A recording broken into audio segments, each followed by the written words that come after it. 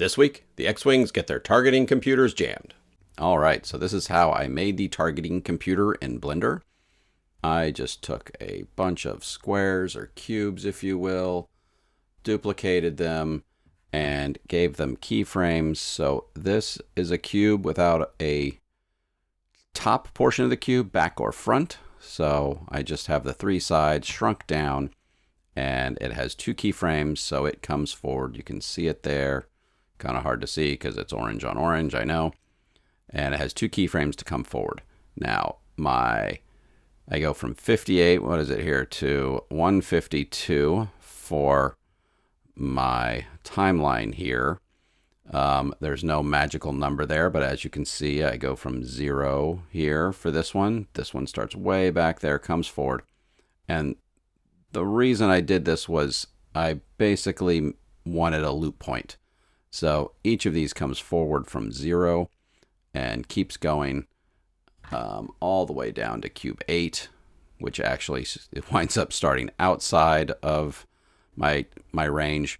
I just needed to find a range where I could, once I import this into Final Cut Pro, it would be able to loop. And I simply gave it an orange color against a black background so that when I superimposed it into the X-Wing cockpit, it would not be a problem. Let's go to Final Cut Pro and take a look. So this shot is a composite of two different layers. The top layer is my Blender output from my targeting computer.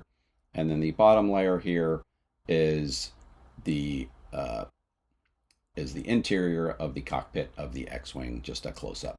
Now, what I did was I just took that top layer, and there was my loop that I had made. I didn't need as much of it as I thought I was going to, but it just moves along like they're targeting, and then all of a sudden it goes nuts because they are jamming the signal.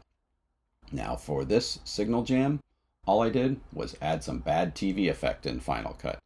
Nothing too fancy, just added a bad TV effect, and then all of a sudden their signal was being jammed.